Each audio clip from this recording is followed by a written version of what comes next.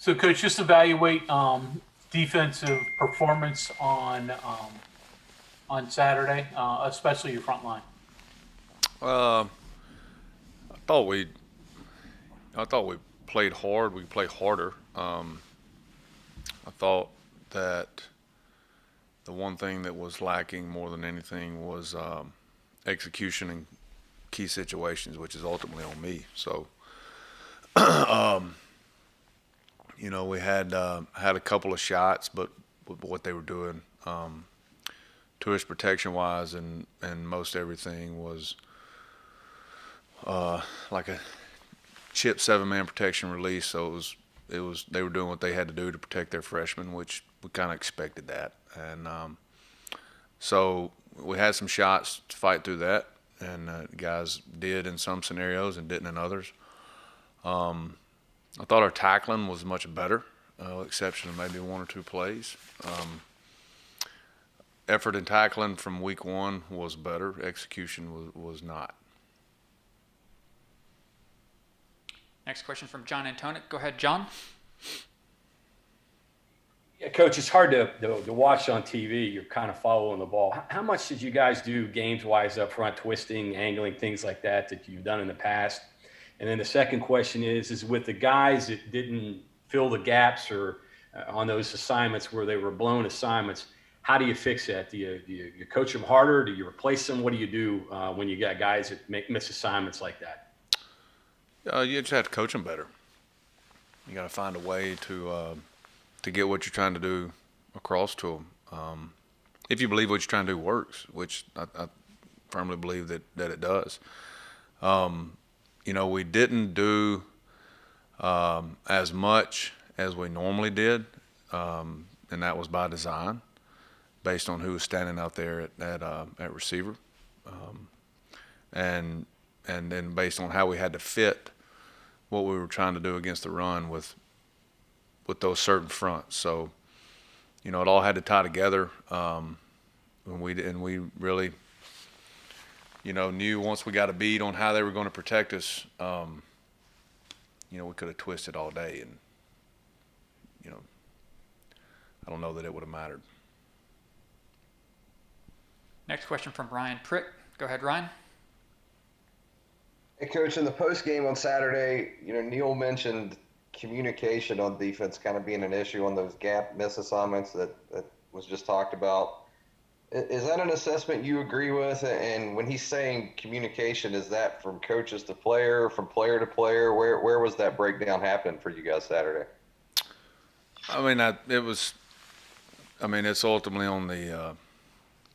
It's on myself and the coaches. I mean, it's communication has to happen, sideline to the field, and then the field from the guys that communicate the signal and formations to the players that aren't necessarily responsible for seeing that formation, whatever, if it's an adjustment or whatever it is. So it just all works together, and it's everybody's responsibility to make sure that is communicated. And it just goes back to the execution of things, and it's really just in those key situations that we didn't execute. And it's really, I mean, to be honest with you, it's 4 to 5 plays. Next will be Cody Nesper. Go ahead, Cody. Hi, Jordan. Neil briefly talked about Baylor's linebacker, Bernard. And it seems like every team in the league kind of has at least one really, really elite linebacker. And I just wanted to get your thoughts. What does having, an elite linebacker do for a defense? I've always that's your quarterback. That's the easiest way to put it. He's the communicator. He's the adjuster. He's the gets things lined up, and he's the one that makes a wrong fit right. And that's probably the best way to put it. He's a quarterback. We'll go back to John. Go ahead, John. Curious, Baylor, kind of a different deal. Last week, you were dealing with an inexperienced offensive line. These guys have the bulk of their experience on offensive line. I think they're two tackles that have like 39 or 40 combined career starts between them. Their center is very experienced, and of course their quarterback, and they ran the ball, I think, for 200 yards. What are some of the concerns and issues that these guys present this week trying to stop them? It's really the same. You put the experience with probably a faster tempo offense that we saw last week, which Oklahoma State honestly kind of slowed it down for the quarterback. So the tempo is going to be probably the biggest issue with what they're trying to do. They try to get you in some scenarios formation-wise off of that tempo, and they're not very complicated up front. So they play fast, they play hard, they're physical, and they're experienced. So it creates about every issue you can come up with. Having a running quarterback, is there another dynamic there because Brewer can't tuck it and run at times?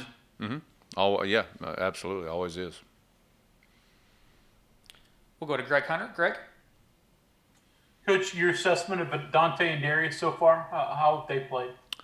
They actually played. Yeah, Darius had a good game Saturday. Dante had some flash plays.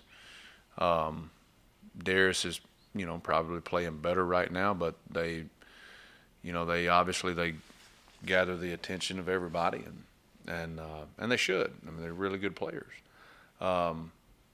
The guys around them have to take that pressure off of them, and everybody, every time we come to the line, they're going to know where 55 and 56 are, and that's part of being a good player. They have to learn how to deal with it, and the guys around them have to take that pressure off of them, which is what's not happening right now. But alignment assignment wise, Darius, has been really good.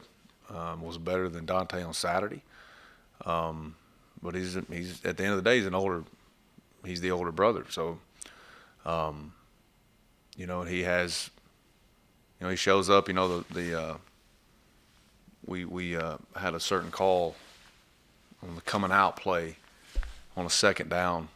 We were really, really playing for the pass, and we were outnumbered gap wise, and Darius, makes a heck of a play.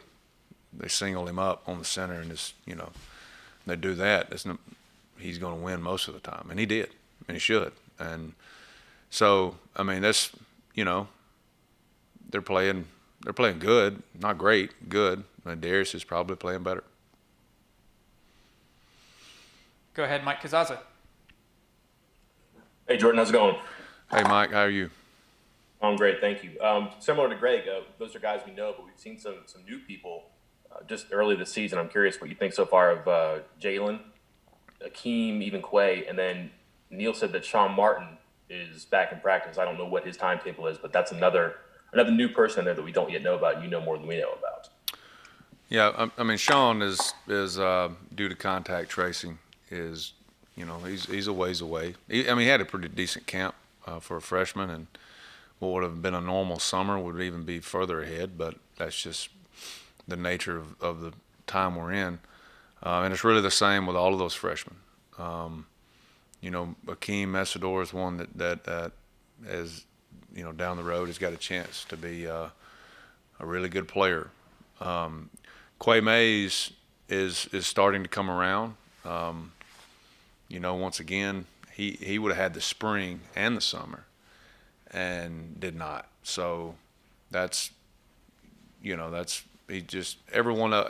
guy outside of the guys that played for here last year is literally in catch-up mode, trying to use, I guess the best way to put it is fall camp as their spring, and then now they're in season. So, it takes some time to where they would have normally gotten, take a guy like Quay. You would have normally gotten those 15 practices at the game speed that's different from junior college.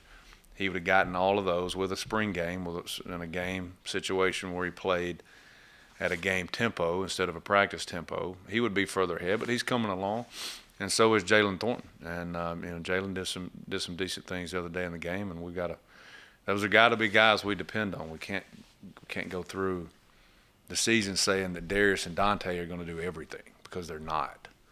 And so we got to have guys that continue to develop, continue to improve, and continue to step up. Next question from Kevin Kinder. Coach, in the first game, it looked like your defense was fairly base in that, your bandit was on the line of scrimmage a lot. It was kind of that standard configuration. Against Oklahoma State, the bandit was off the line a lot. Coach Brown mentioned you played a lighter box more. I guess my question is, how difficult is it with the limited practice time you had this spring and summer to make those kind of adjustments? I know they're all, parts of what you want to do on the defense, but is it a little tougher to make those kind of changes week to week?